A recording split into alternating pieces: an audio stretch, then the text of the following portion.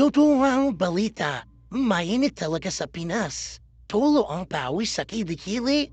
Ay, naku, init, grabe talaga. So ayan guys, mahaba yung jeep dito sa papuntang Clark. Doble yung haba niya sa hanapin ko, dinaring jeep, baka masira ang isang araw, matay na ilan. So, papunta naman po kami ng SM Clark. So, ayan po si Apo. Oh, 30 yan. Sige mama. Namin ang isip pa. Galing kami sa at RT ko. Sa patagnanak. Sobrang init talaga sa Pinas. Totoo nga yung balita na pwede kang magluto sa init ng araw. Pwede kang magprito ng hotdog at itlog.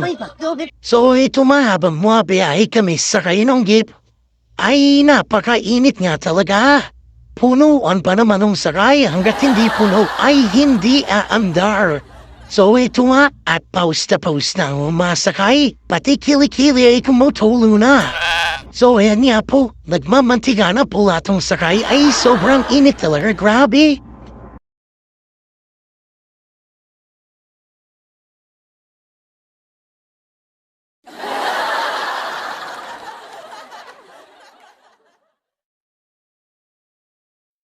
Dito tayo sa bahay ni Bayaw. Ayan. Bahay ni Bayaw. Dito na tayo. Andiyan si Apo. Ayan o. Tayo sa bahay ni Bayaw ngayon.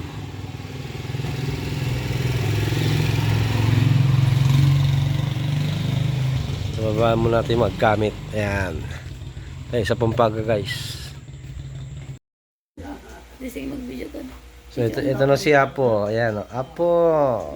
Saan mo na? Matiti. Kita pang internet, oh.